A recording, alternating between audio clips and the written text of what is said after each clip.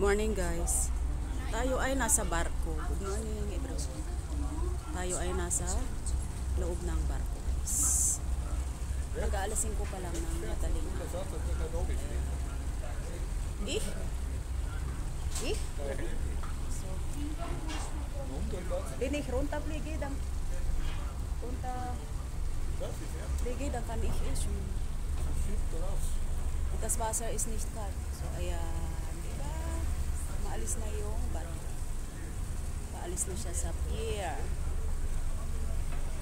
The ferry is now on the way from the port to the next island of Krk. Krk.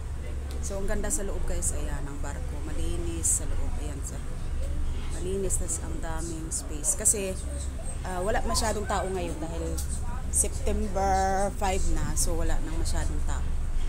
Hindi na overloaded sa pasahero dahil, pasukan na ng mga bata.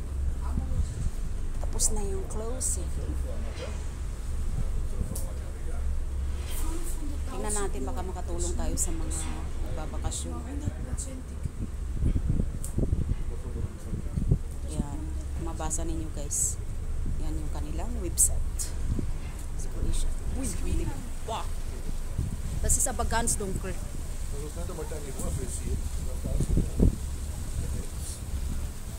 Ganz dunkel. Draußen.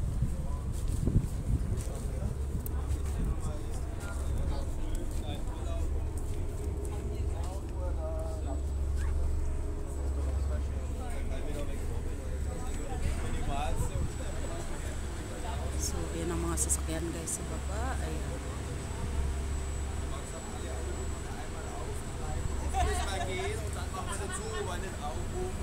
So, doon na hagdan. Baba na kami.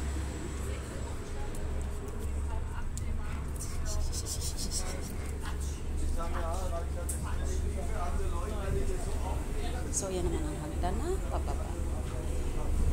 Ito naman ang paakyat. May mga umakyat na. So, paakyat. Dito naman kabilang. So, yung tubig guys.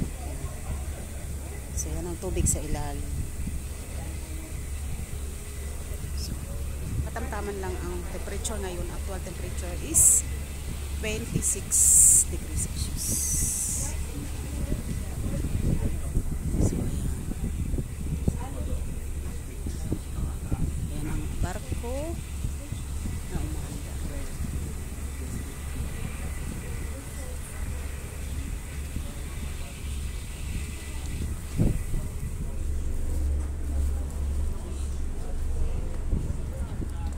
So, ayan ang gilid na pwedeng, sa labas na pwedeng upuan.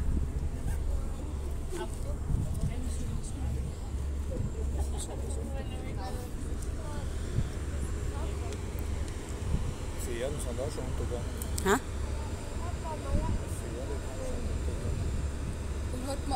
Ben's Gans star siya sa eine extra boat siya.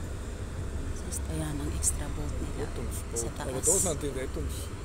Kapag kung ano mangyari, meron silang ihulog lang niyan sa baba at masisave na nila yung dapat isave nila pag ano lang yan, pag may mangyari lang. So kaya napakaganda.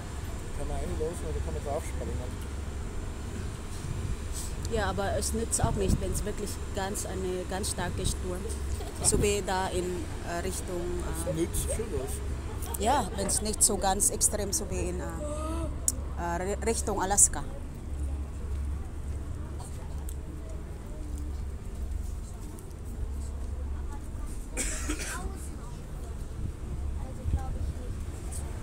So, ayan, magdan guys. Mababa. So, ayan, walang kaano. Walang ay, oh, kita naman may mga ilaw doon. Hindi naman ganun kasi, hindi naman ganun kalaki itong island na ito. 20 minutes lang yung, wala pa nga 20 minutes yung biyahe namin. Magsimula doon sa pier hanggang next pier. So, mga 15 minutes lang ang biyahe. So ayan guys, maraming salamat. Thank you so much sa inyong pagsuporta sa akin. So ayan ang pataas. Ayan sa taas. Ayan ang daanan to the restaurant. So ayan guys, tubig at ang bar. Sarap no, parang super berry lang. Kaya minsan isip ko pag umuwi tayo sa atin sa Pilipinas tapos magroro, maganda yung ganung adventure. Kailangan ng tiyaga kasi saka dapat maganda ang panahon para sigurado na safe. Kasi pag may mga bata lalong kasama, so kailangan talaga mag-ingat.